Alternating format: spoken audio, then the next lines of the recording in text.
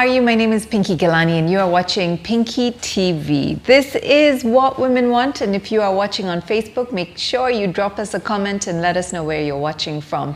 If you are on YouTube, subscribe to this channel so you can catch conversations like this and more. On this show, we have conversations with people about hope, resilience, and excellence. And we aim to inspire you to find out who you are by internalizing the discussion and going within to find out who exactly you may be. How? Well, I would suggest you watch all the way till the end. These conversations are brought to you by SBM Bank, and don't forget to watch all the way through for your chance to win a phone from Safaricom. Also, we want you to tag 5 of your best friends to watch this with. You know, they say diamonds are a girl's best friend. So if you do just that and watch this with your best friend, then of course Art or Jewelers will reward you with some diamonds. If you know my next guest, you know that she is light-hearted, ever jovial, and very bubbly. An author, an academic lecturer, founder of Lake International Pan-African Film Festival, she's an actress, a singer, and a theater maker. Recently, she's directed her first full-length feature film, Midlife Crisis, that opened to rave reviews. She also acted in the movie. She is a mentor, a teacher, and I'm sure you already know who I'm talking about, Dr. Zippy Okoth. Welcome! Thanks for that elaborate introduction. No, I mean, like, I think it's a very tiny introduction for everything that you are, Zippy. Thank you. Yeah, yes. It's so nice to have you sitting here. I think we've known each other for a very long time. Yeah, Miss Malaika. Yes, oh my gosh. From way back then, Yes. and here you are now. Yeah. Amazing. Look at you. Time flies. Do you look back and think, goodness, what a journey? Yeah, I think much of it has been very glad. I mean, I've been very glad for all the things that have happened. Yeah. I think if I look back and even at my peers, I think I'm at a good place. You are? Yes. So you were in Miss Malaika when Lupita won? That was, no, Miss Malaika was 05. I was teaching them public speaking. Yes. Yes. Oh, you were teaching them the public speaking. Yes. Goodness. Yeah. And that was, but that was not when she won. No, that was not when she won. That year, was it at TNO, or who? I can't even remember. So you've gone from, teaching beauty pageants, how to speak, beauty pageant contestants, how to speak on stage, to owning the stage, Zippy. Yes. Oh, yes. Wow. At what age did you first come to terms with the fact that you are a creative person, a dramatic person, and what inside your being sparked your journey down this path? I think in primary school, I used to have these poems that I used to recite. And I think if you remember Elizabeth Omolo's children's show on Saturday. Okay. There was a time they came to our school and many people presented, but my poem was among the ones that were chosen to go to the show. And from there I was like, aha. Really? Yes. Then now in high school, the drama, then I decided to go and study drama and theater studies at the university against many people's choices. But so I did that, then I did gender, then that's what I did to my PhD, theater arts. Yes. So for me, performance is like everything. I can't even choose like this is career, this is a hobby. Yeah. For me, it's everything. It's your world. Yes. Wow. So when you say a lot of people were against it. My parents to start with. Okay. But now they're glad. Now they're like, Zippy Okoth, that's my daughter. Yeah, that's my daughter. daughter. But how do you work through the naysayers, especially when they are such a big, sort of the influence in your life? They're your parents. I think for me, I don't know whether, I'm not a rebel, I'm a very good girl, but I am very level-headed. If I really want something, I'll go for it. So when I decided I'm going to study theater arts, we agreed, okay, that I'm going to now do communication. That was a better option than theater. But when I was allowed to change courses, I was like, I changed. And by the time I was graduating, I was told, if you don't get a job, there's a Torongongo stuff, where will you go with it? So I really had to work hard at it. I think even for me, getting internships, having grown up in the countryside, all this was so hard because I didn't have a godfather, or so that's what people call it. So I really had to knock doors and speak and tell people I can do this, and that's just give me a chance. And I think anytime I was given a chance, a lot of times I never asked for pay, but I do my work so well that somebody says, I think we will retain her. And that way I've been able to create networks and collaborations. There are people I met when I was just new in Nairobi, and now we are working together with them on projects. And somebody would say, how comes you're working with this person? But this is someone when I was 22, we met and interacted for that 1 month, and they're like, I think I like what this girl is doing.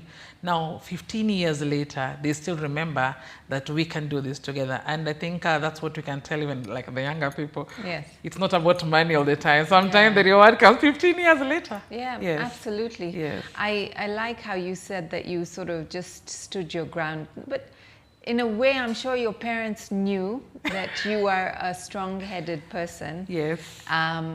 And you must have got it from one of your parents, or both. Both. I think both. So they must have been like, okay, we can tell her no, we'll fight with her, but she's still going to go do what she wants to do. I think both of them. My mother is a very tough, ambitious woman, very strict, and she has had many successful businesses. She's the cat. I think every business she does it like for 3-5 years, then she moves on to the next one. And you're like, are you sure? Then she's like, yes, I'm sure I'm going to do it. And she's done a lot of business, from operating a secretarial college to doing a grocery business to doing plastic business to managing a club and a hotel. And right now she's turned it into rentals. And I'm like, this is a serious businesswoman. And she does this. And my dad is a lawyer. Yes, he's very quiet and soft-spoken, but I mean, being a lawyer, there must be some level-headedness. You have to be a bit tough yes. when you're a lawyer. You were talking about like knocking on doors and going to people. And what is the self-talk like you have, like when you're leaving a job that you're not being paid for, and you're headed home, and you know your inside voice starts saying, okay, Zippy, this is tough. Maybe your mom and dad were right. What's the self-talk that makes you be consistent, especially when it comes to your purpose and your passion? For a long time when I started, it was about like, let me just do it for passion. Nowadays, the theater and the film work that I do are my own initiated works. So sometimes it's not even about like, I have to quit. It's like I'm the producer, I'm the director, I have to make it work. And so sometimes I feel holes, sometimes I don't feel holes. And I have friends who come and tell you, this theater thing of yours, and I really hate that one thing, you know. This theater thing of yours, why do you have to keep doing it? Do something else. And like, okay, I'm lucky, I am a lecturer, this is the something else, you know, that I'm doing, which I really want. So sometimes I sit back, and it drains a lot of my energy. But then the following day, I wake up and I'm like, maybe next time it will be better. Then I remember, but the other time I filled a hole. And then you want to give up, and somebody texts you a message and tells you, that was lovely. When are you having it again? My dear, that one message is worth all the 1,000. It's true. It's true. So you just push on from there. You just push on for that one person, You know, I recently posted a meme on Facebook or Instagram. I don't remember where it was. It's about speaking your truth. Yes. And I see that you're a person who believes in speaking your truth. Sometimes the truth may hurt. Yes. Yeah, but how important is it, Zippy, to be vocal and to speak the truth? It is everything. It's very important because I am divorced. I think that's public knowledge. Everybody knows Zippy is unapologetically divorced. And there are people who come and tell me, why are you saying that? You know, this is marriage and all that kind of stuff. And I'm like, we are quiet, and that's why people are killing themselves in marriages and stuff. They say every person there was a rib from Adam to Eve, but how sure are you that the rib you picked was the right one? So sometimes I say, move on and hopefully get the next rib. So our society is very patriarchal. I love men. My father is a man. I have brothers. I have a boyfriend and all. Yeah. But our society, our culture has really made women to misunderstand the meaning of submissive. Yeah. Submissive does not mean keep quiet, wait for him until the day he becomes a good man. I always ask, what do you mean wait for him until he becomes a good man? Kwani there are no good men you can just find and you live happily ever after. And you can still be young and enjoy a good man. You don't need to wait till exactly you're an old maid. Yeah, so we are made to believe that we can suffer, and a strong woman, you are strong because you have gone through so much. Life is not supposed to be full of suffering. We are supposed to be happy, to enjoy each other, each other's companionship, presence, and all that, and even bring up children together. Because women are being told a good woman takes care of her home. Bear with it. Bear with it. Yeah. Traditionally, our mothers persevered through all this. Traditionally, our mothers did not persevere. Men were going home even at 9 p.m. was very late. Yes. Nowadays, men are coming home at 1 a.m. Yeah. As in, if a man had to have another woman, it was public knowledge that was a second wife. Now, a man is having 5 girlfriends out there. So you see, even if you're talking about resources, you are spreading your resources everywhere. Traditionally, the man was having all his resources here, everybody knew there are 2 women, it's equally distributed. So when we talk about even patriarchy, I think men and even women equally have misinterpreted what patriarchy should be. Because patriarchy should protect the woman. Yes. And the children. Yes. And everybody else. Yeah. Yeah. And it means protecting her as a human being. As a human being. Not as a weaker sex. No. We are the strongest sex. 9 months, pinkies. I know. And then breastfeeding another 1 year. Oh my gosh. Yes. Don't remind me. You're taking me back there. Yeah. You said something so valid in what you were just talking about. And, you know, the fact that our mothers were taught this. And I feel that we are being the change that we want to see. Yeah. So what will you teach your daughters? Stand up, speak up.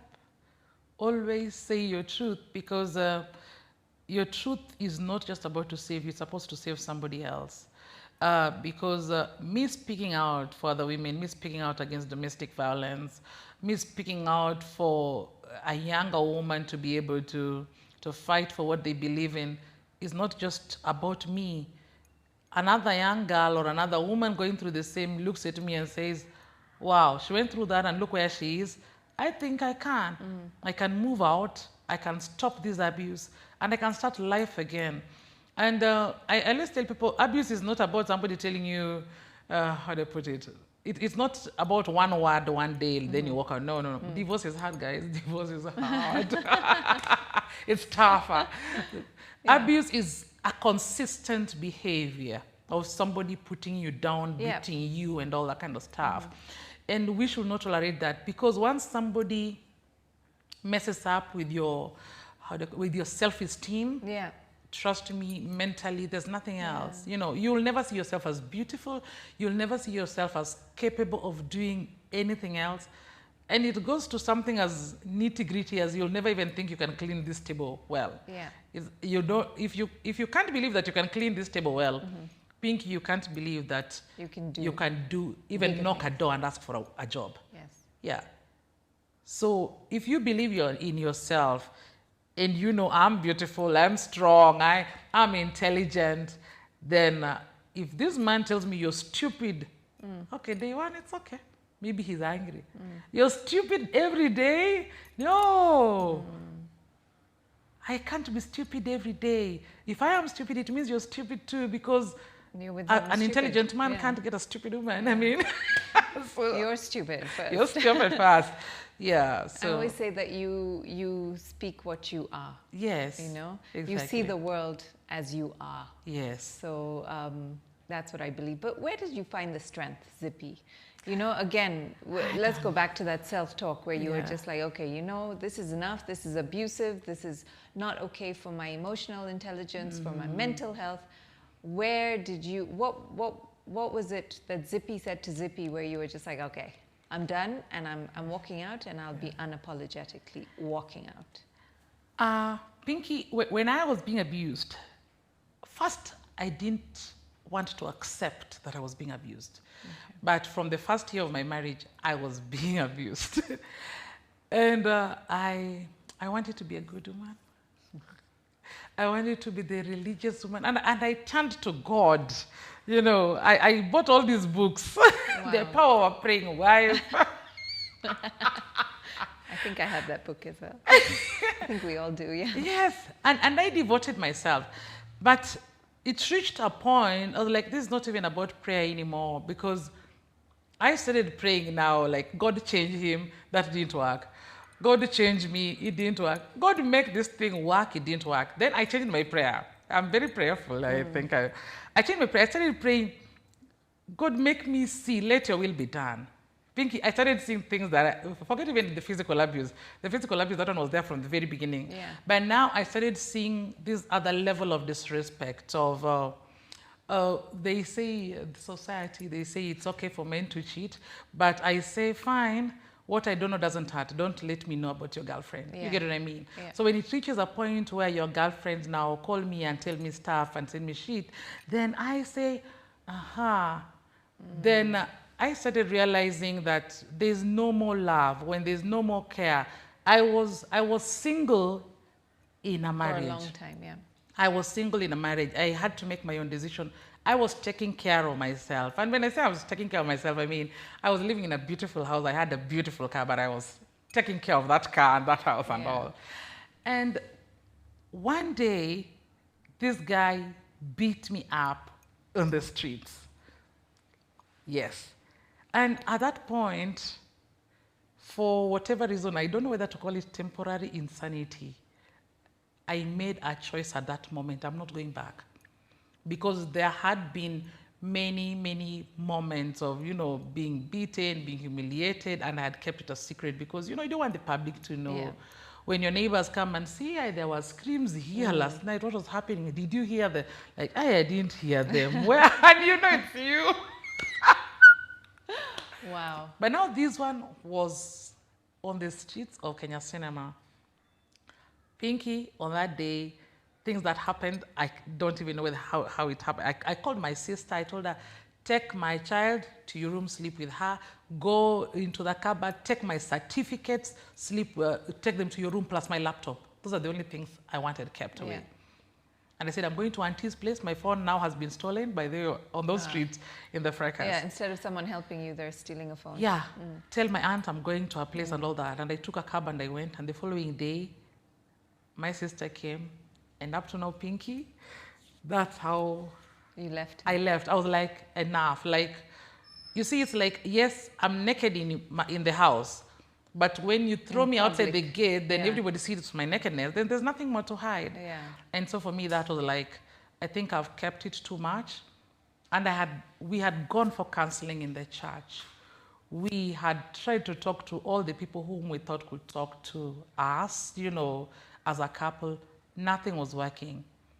But even after we left, after I left, we tried to reconcile, but this was the same man. The abuse was the same, emotional, physical.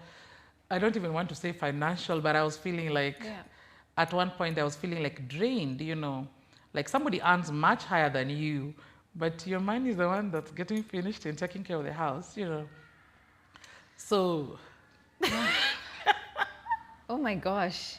So, you know, this is where we were talking about this off camera, where you say that, and I saw an interview of yours where you're like, don't zip it. Don't zip it. When it comes to mental health, when you've done videos about parenting boys, it's come from this because our sons become somebody's partner, life partner, husband, and it's how we bring them up that they will treat their women. Exactly. Is this where your mental health sort of advocacy came from? Yeah, you know, I believe so much in girl empowerment. Yes. And then I say, okay, we've empowered our girls. What about this man? And we right now have a crop of men whose self-esteem is very low. And that is why I think a lot of them become abusers. Yeah. Yeah. Oh, yeah. Because somebody's ego is easily flattered. You get what I mean? And so when it is easily flattered by one person, then it cannot easily take criticism by another. And when that happens, one party suffers. And most times it is either the children and the wife, and occasionally even the mothers. And so we need to be able to accept and understand that, yes, we need men who are men. We need men to be able to grow up. You know, we were told like, oh, he will grow up someday and become a better husband. No, we need them to grow up before they get married. We need them to grow up before even they have children, because a boy can't raise up a child. Yeah. It's only a man who can raise up a child. Yeah. So I'm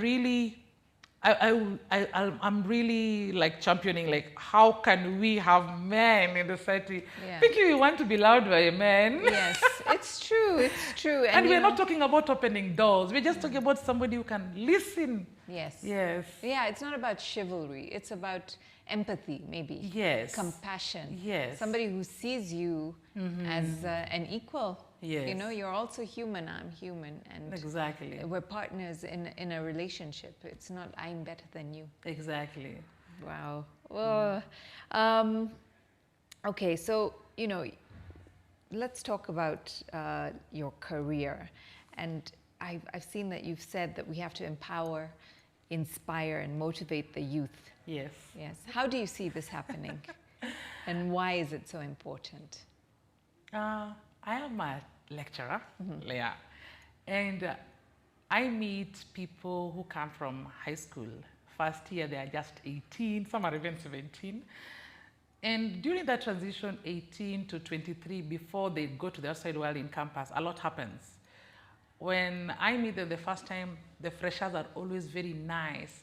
But when they reach second year, I can tell which of my students are into drugs, which ones are into club life and all, which I think it's good to enjoy your life at that particular stage. But we need to empower you to understand that, yes, alcohol is good for tasting, but not for addiction. Yeah. There is alcohol that you can take regularly. There are some you cannot take regularly. Yes, you can have sex. You have to have it with protection, you know. And these are things that if we do not empower our youth about it, we are having the sex orgies taking place.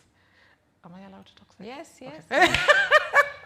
These are issues that are affecting us, so let's talk about it. I mean, youngsters having orgies. Yeah, we're having youngsters having orgies. This is not even about parenting, because we have reached a stage where we can't even blame parents, because even parents, we are also as young and as ambitious. We are trying to balance so much. Right now, it's about what do we have out there. It's not about even like what are we teaching them. It's a time to be real. It's time to be real, to tell our children, yes, we are having sex. I'm having sex because I'm an adult, because I am responsible, because I can take care of a child. If you have sex, you will get pregnant. It is not okay to tell a 16-year-old that don't have sex, don't have your phone, don't. Yeah. I mean, curiosity will kill the cat. Yes.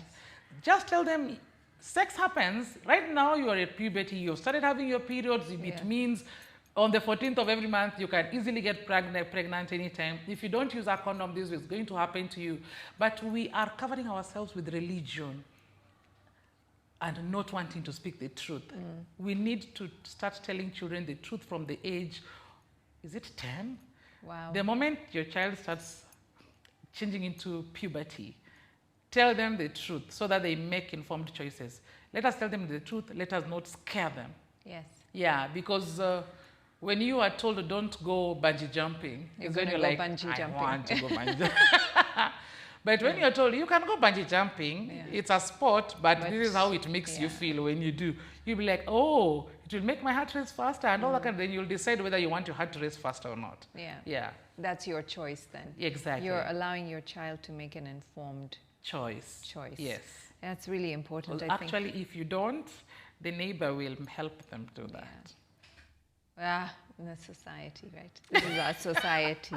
A lot of people have huge dreams, right? Yeah. Whether it's family, whether it's career, achievements, they want to go ahead and make their mark in the world. What do we tell these big dreamers sometimes when their dreams get shot down? Keep dreaming. Me, I'm a dreamer. Don't stop dreaming. Don't stop dreaming, because dreams give hope. And if you have hope, it gives you the stamina to keep doing. So if we stop dreaming, then what's the meaning of life anymore? Yeah. We have to keep dreaming, whether it is career, whether it is social life. I mean, we dream of going to holiday where in Paris. Yeah. So to go to holiday in Paris, I need to work hard. You get it? So if you stop dreaming of all that, I dream of maybe working for the UN. If I stop dreaming that, then I'll start doing smaller things than what I'm trying to do to achieve that. Like, we have to keep dreaming. I am dreaming of having an Oscar, but I know I can't have an Oscar in my first film, so I have to make many more films, bigger and better, and then one day get an Oscar. So don't stop dreaming. Yeah. However, Yes. however, I always say, be very realistic. Yeah. Yeah, be very realistic within your means so that you don't become disillusioned. You get what I mean? Yeah, like, you know, it's like Pinky wanting to go, wanting to go to Australia. Yeah. But right now, in your whole life, your account has never had more than 10,000. Yeah. You get what I mean? So the only way that can happen is maybe if you win a lottery. But how many people win lotteries? So let's dream, but be very realistic with our dreams. Be real in your dreams and work towards them. Absolutely. Like, you know, if you have a side hustle, as they say, don't completely give up on your main job, which probably is financing. So again, yes, be realistic where and what you're doing. I wish you all the best. I hope you win an Oscar. Amen. Please don't forget to thank me. Oh, I will. I'll remember. You heard it here. She's gonna thank me, okay? Thanks for believing I'm going to win that. Yes, absolutely. Do you think Kenya is telling her stories enough? I believe we are telling our stories, but not enough. Yeah, not enough. I believe in telling the positive stories, not the, what I call... the Kibera tourism. The Kibera tourism, poverty is selling store, poverty tourism.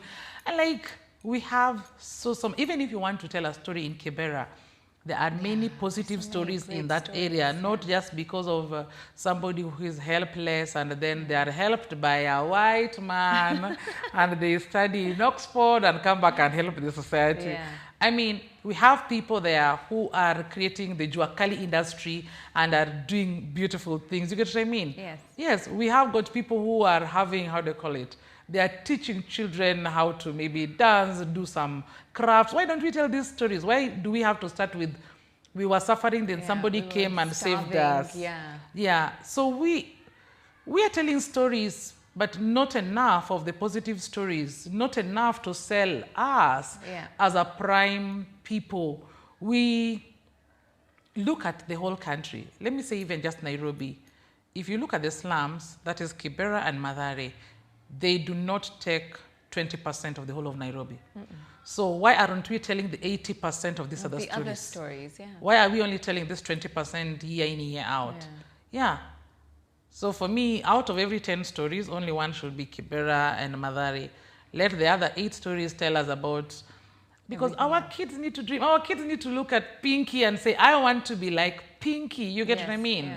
Yes, and they need to hear, where did Pinky come from? How did she go? As in, this is a top model, you know.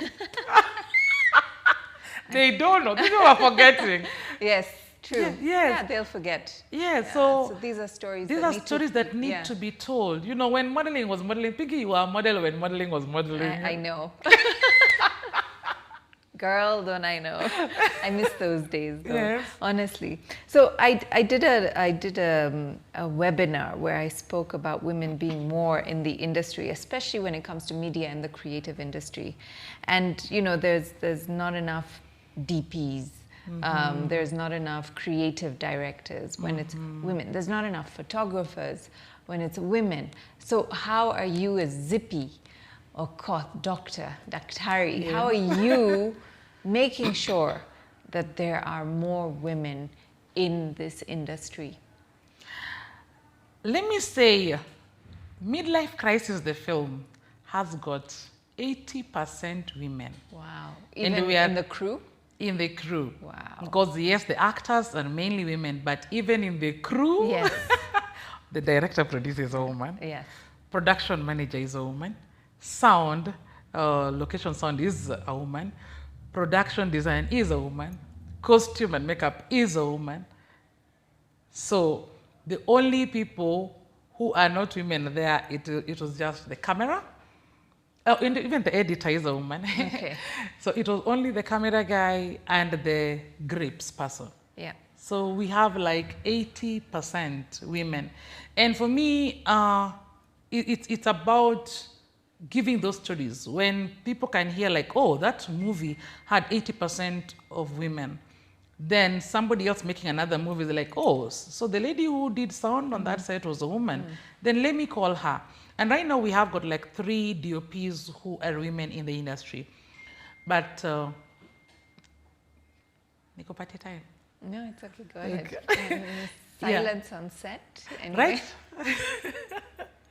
Right now we have like 3 DOPs who are women. However, they do not get as much work. Most times they are called as assistant cameras. And I think this is for 2 reasons. One, as women, we also don't scream loud enough about what we do. When we go somewhere, we say, I worked on this film. You don't say, I was the DOP in this film. We are scared of saying those titles. When a guy is just a camera assistant, he will say, I was the DOP. Because that time the other DOP is not there. You know, like how do we also sell ourselves? This year we had the Women in Film Awards and I was part of the jury. One thing that was very sad was that if you go to IMDb, we do not have women profiles, like for the ladies. Like you're like, okay, these are the nominations that people have suggested. You just want to Google somebody, no names. How are we also selling ourselves? Because I think we have women, because I train women, and we have got quite a number of women in the industry, but we are not selling ourselves. And so if I want somebody, I'll just call the men who are already known. Who are doing and stuff. Out there. Yes. So what would you say to the young women watching this, who really, really want to be seen, who want careers in this industry? Or what would you tell them? Stop posting your face on Instagram, post your work. I love that. Yes, post your work. Post your work. Yeah. Yes. Yeah, film. Film. You said something really, I think it's so monumental in the sense where you were like, I don't wait for jobs, I create jobs. Yes. Right? Yeah. Because you're so passionate about what you do. So you are a director, producer. Yes. Because you love acting. So you want to direct and produce a movie that you are going to act in. And we shouldn't be scared to say, I created that job for myself. Exactly. I needed to shove myself into that space. Yeah, and this is where there's this word that people like saying in this industry, which I'm totally against. People like saying, don't put your own money into your film. I'm like, so you want other people to invest in it because you think that when you put your own money, you're going to lose. You're going to fail, yeah. They're going to fail. But so if you're the creator and you're already thinking of failure, then why should the other person believe in your work? For me, I believe put your money there so that you can work hard at redeeming it back. And people need to collaborate and people need to just do it. Yeah. Yeah. And also women need to support women. Women need to support women. Yes. Yes. I mean, I think we do. But we need to, like how you have said, 80% of my crew were women. Yes. Yeah. And for me, it was intentional. This was a story about women. And so even choosing an editor, it was intentional that it had to be a woman because there are things they talk about. There's the pace of the film, which I think if it was edited by a man, they would have felt that some of these things don't matter. Yeah. But as a woman, When you Yeah. listen, you're like, this is exactly how we say it, the poses and all that kind of stuff. And for me, it was very intentional that you had a woman even That doing all actually that. makes so much sense. Yeah. So, let's talk about the movie a little bit. Midlife Crisis, getting older has been the narrative. Oh my God, sorry, you're getting older. It's a taboo. It's a bad thing. It's not looked at like, oh, she's lucky she's getting older. There's that saying, I think on Facebook of, I wish age was like levels. Yes. So, me saying I'm at level 45 is better than me saying I'm 45 years old, because it sounds more badassy. So how do we change that narrative that getting old is a bad thing? I think we just need to start embracing everything that comes. I am one of those people who is always very open with my age, ever since I think at a very young age. I don't understand why, I don't understand how, but I have never understood why women keep saying, I'm forever 20. And when I was 30 and I said I'm 30, when I was 35, I said I'm 35. And guys are like, no, you are forever 20. I'm like, no. I was so foolish at 20, I don't want to be there anymore. Exactly. Because there is a level of empowerment that comes when you get older as well. Yeah. There's We just some need to freedom. make the girls believe that if a man can say proudly that he's 45, why shouldn't a woman? Yeah. Because I want people to look and say, oh, she's 37. Look at all that she has achieved. You get what I mean? At 37. So if a man can say that, why can't we? Yeah. We don't want to be equal, but we just want to have the same level playing field. Yeah. And it's not a bad thing to And get older. there's nothing wrong with having some few wrinkles on your face. No, I'm going through a thing. Don't Exactly. start, Vicky, don't start. I'm like, I look at myself, I'm like, oh my God. But I complained on Instagram. Everyone's like, oh no, you're beautiful. I'm like, no, I'm not saying I'm not. Yeah. It's just that I can see. Yeah. And then someone was like, yes, me too. I'm in the same place. I want to cry. I want to die. And I'm like, okay, no, that's also not what I'm saying. You have to age gracefully. I think, like you said, accept age. It is part of the process. And then it's also a blessing to get older. The other day I was watching a music video that I did, I think in 2008. And I looked at that video thinking, I'm so skinny. But then I remember at that time I was thinking I'm so fat, you know. And I'm like, gosh, why was I thinking I'm so fat there? And right now I am like, I don't know, 10 kilos or more. So when we can appreciate every stage of life, then I think we'll be so contented and happy. That's what brings us to this question, Zippy. What do women want? What do women want? Women want everything. We want chocolate and wine and a bubble bath. We want to eat everything without getting fat. We want everything to fit us. We don't want to get old. But I think we want to be appreciated. As a woman, I want to be appreciated. I want to be respected. And I want my children to look at me and say, I achieved that not because I was a woman, but because I could. I was good at it. I was good at it. Yeah, so we want that respect and that recognition and appreciation at home and at work, not just at home. Everywhere. Everywhere. Wow, thank you so much, Zippy. Thank you so much for watching. SBM is always thinking of you, their client, through workplace banking. SBM has made unsecured, accessible loans for all its clients. For your chance to win, make sure you subscribe to this channel, comment on this video, whether it's on YouTube or Facebook, and you could be a winner of a brand new phone courtesy of Safaricom. You can also make sure you subscribe to the newsletter. Zippy and I would love to hear from you, right? Isn't it? So make sure you comment. I think, Zippy, you've taught us so much. I've learned so much from you. Really?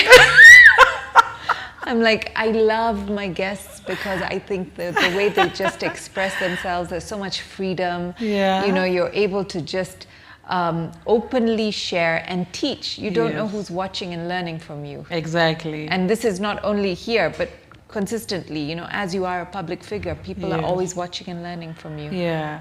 Maybe, Pinky, just to tell them, maybe if you've not yet understood who we really are, watch Midlife Crisis, then you'll see all those women there.